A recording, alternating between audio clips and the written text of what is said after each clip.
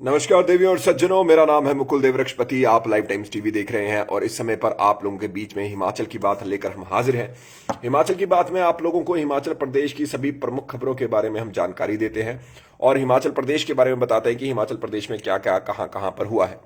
जब हम हिमाचल प्रदेश की बात कर रहे हैं तो हिमाचल प्रदेश के साथ साथ पूरे भारत के लिए जो सबसे जो आम जन के लिए सबसे ज्यादा बड़ी मुसीबत है उसके बारे में भी आपको बता देते हैं और उसी के साथ साथ वो चीजों को भी आपको यहाँ पर विस्तार से बताएंगे जिन चीजों को आप लोगों को ध्यान देने की आवश्यकता है। राजनीति एक तरफ चलती रहेगी, लेकिन राजनीति की एक तरफ चलने के साथ साथ अगर आम जनमानस का इसमें कोई भला नहीं होता तो आम जनमानस का इसमें रहने का या फिर उसमें वोट करने का फायदा ही क्या। हिमाचल प्रदेश की बात करें या पूरे भारत की बात करें, इस समय पेट्रोल और डीजल की कीमतों में लगातार इजाफा हो रहा है। पिछले कल 30 से 40 पैसे और आज 80 से 90 पैसे तक पेट्रोल और डीजल, 70 से 90 पैसे तक पेट्रोल और डीजल की कीमतों में बढ़ोतरी हुई है। और ये जो कीमतों की बढ़ोतरी है ये लगातार बढ़ रही है और जब भी पेट्रोल और डीजल की कीमतें बढ़ती हैं तो आपको जैसे जानकारी है कि डायरेक्ट महंगाई उससे बढ़ना शुरू हो जाती है।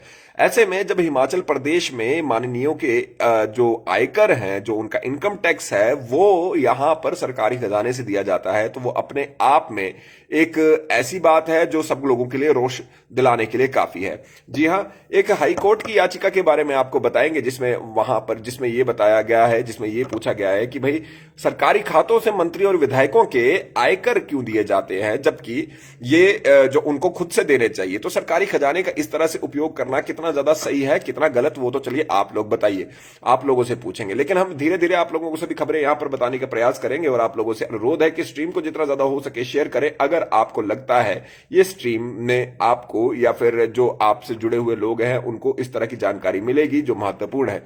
देखिए, नौकरियां आएंगी जाएंगी, यहां पर सरकारें आएंगी जाएंगी, लेकिन एक चीज जो यहां पर सारी जगह पर कॉमन है वो ये है कि जो सरकार है वो यहां पर वेलफेयर सरकार होती है। चाहे वो हम कांग्रेस की बात करें या आम आदमी पार्टी बनाए या भारतीय जनता पार्टी बनाए, जो भी यहां पर सरकार बनाए उसको सरकार जब बनाते हैं तो वो सभी लोगों के लिए, जन कल्याण के लिए वो सरकारें बनती हैं। उसको छोड़कर किसी और कारण के लिए सरकारें नहीं बनाई जाती। लेकिन उसके बावजूद जब यहां हिमाचल प्रदेश की हम बात करते हैं तो हमारे पास बहुत सा कर्जा यहां पर ऑलरेडी है और उसी कर्जे के साथ साथ यहां पर हमारे बीच में जब ये पता चलता है कि जो मुख्य सचिव है उनको 45 लाख की गाड़ी दी जा रही है और उसी के साथ जितने भी माननीय हैं, जितने भी विधायक और मंत्री हैं, उन लोगों के लिए जो सरकारी खाते हैं उनसे यहां पर पैसा दिया जाता है, उनसे यहां पर उनका आयकर जो है उससे दिया जाता है, तो वो अपने आप में एक ऐसी बात है जो यहां पर किसी भी प्रकार से तर्क संगत नहीं लगती। आप लोगों को पूरी डिटेल बताते हैं। पहले पेट्रोल और डीजल की कीमतों के बारे में सुनिए।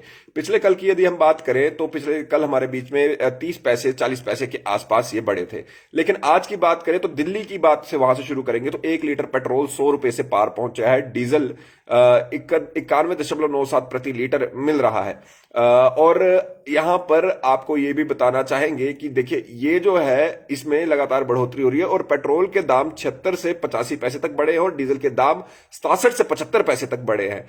तो ये पूरे भारत भर की ये बात है। अब एक तरफ ये आप लेकर चलिए, देखिए अब इसमें अगर जो महानगरों की बात हम करें तो महानगरों में आज जो अभी तक प्राइजेस की लिस्ट आई है तो दिल्ली में 91 रुपए डीजल, 91.47 रुपए डीजल और 100.21 रुपए पेट्रोल बिक रहा है। उसी के साथ मुंबई की बात करें 99.25 रुपए डीजल और 115 रुपए पेट्रोल पहुंच चुका है। कोलकाता में 94.64 रुपए लीटर हमारे बीच में डीजल और 109.68 रुपए पेट्रोल बिक रहा है। चेन्नई में 96 रुपए डीजल और 105.94 रुपए पेट्रोल बिक रहा है। अब ये समझिए, आप ये एक तरफ को रखिएगा और इसी के साथ अब हम आपको दूसरी वाली कहानी यहां पर बताते हैं।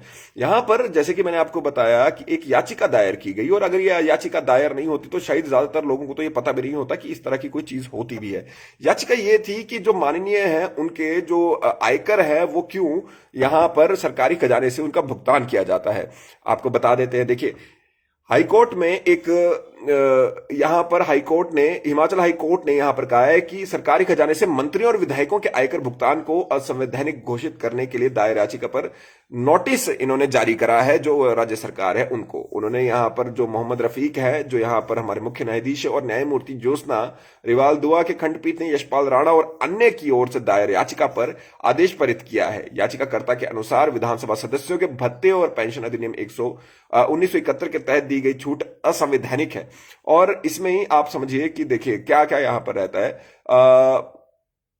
हिमाचल प्रदेश विधानसभा सदस्यों को जो जैसे हमने बताया असंवैधानिक है, और उसी के साथ साथ यहां पर इसमें हिमाचल प्रदेश अधिनियम 2000 की धारा 12 के तहत एक मंत्री को देय वेतन और भत्ते और उसे स्वीकार्य सुसज्जित घर और अन्य लाभों की आयकर की अदायगी राज्य सरकार कर रही है। तो राज्य सरकार जो है ये सारी चीजें कर रही है। एक तरफ राज्य सरकार यहां पर पैसा खर्च रही है, जबकि पेट्रोल और डीजल की कीमतें बढ़ रही हैं। चलिए, राज्य सरकार उसमें कुछ ज्यादा नहीं कर सकती, लेकिन बात यह है कि उससे और कल्याणकारी योजनाएं जो यहां पर हो सकती थी वो भी नहीं हो रही, और वो सारा पैसा भी इस तरफ को ही जा रहा है। तो यहां पर आप समझिए कि अपने आप में ये एक बड़ी महत्वपूर्ण खबर है। अब आप इसे शेयर करते हैं तो बहुत बहुत ज्यादा बढ़िया रहेगा, ग्रुप्स में शेयर कीजिए, और अगर नहीं करना चाहते तो चलिए, आपकी अपनी मर्जी है। इसी के साथ यहाँ पर प्रियंका गांधी वाड्रा अपने पति रॉबर्ट वाड्रा के साथ यहाँ पर शिमला पहुंची थी। उनके आपको बता दें कि रॉबर्ट वाड्रा के साथ छारबड़ा पहुंची हैं, और उसी के साथ उत्तर प्रदेश विधानसभा चुनावों के बाद ये यहाँ पर पहुंची हैं। सूत्रों के अनुसार प्रियंका 2-3 दिन के बाद दिल्ली वापस लौट जाएंगी, और किसी भी पार्टी नेता से उन्होंने कम से कम पिछले कल तो यहाँ पर मुलाकात नहीं की है। चलिए, इसके साथ साथ आपको और खबरों की ओर लेकर जाए तो 8000 पार्ट टाइम टास्क वर्करों की भर्ती शुरू कर दी गई है। 38 अंकों के आधार पर इनका चयन किया जाएगा। आपको ये बता देते हैं कि भाई वो 38 अंकों के आधार पर जो चयन किया जा रहा है, तो वहां पर कैसे है। परिवारों में सरकारी नौकरी का कोई नहीं होगा, उन्हें प्राथमिकता मिलेगी। घर में स्कूल की दूरी के आधार पर 8 अंक निर्धारित किए गए हैं। आवेदकों को ग्राम पंचायत व कार्यकारी अधिकारी से प्रमाण पत्र लाना होगा। जिस क्षेत्र में स्कूल है वहां के स्थानीय निवासी को 8 अंक दिए जाएंगे। अन्य क्षेत्र के लोगों को 2 से 6 अंक मिलेंगे। 8वीं पास को 8 और 5वीं पास को 5 अंक दिए जाएंगे। विधवा, अनाथ और दिव्यांगों को 8 अंक मिलेंगे। विषम परिस्थितियों में रहने वाले आवेदकों को 5 अंक दिए जाएंगे। पति से अलग रहने वाली महिला को 3 अंक मिलेंगे। अगर किसी आवेदक के लिए परिवार की ओर से सरकारी स्कूल की भूमि दान में दी गई है, उन्हें भी 8 अंक मिलेंगे। आरक्षित वर्ग के आवेदकों को 3 अंक दिए जाएंगे। बेरोजगार परिवार से संबंधित आवेदकों को 3 अंक मिलेंगे। तो ये हमारे बीच में उसकी डिटेल है। तो ये इस 38 अंकों के माध्यम से ही ये किया जाएगा, और उसी के साथ ये बात चलेगी आगे से आगे। तो उन्हीं को यहाँ पर उसी तरह से नौकरियां यहाँ पर पॉइंटर के माध्यम से मिलेगी।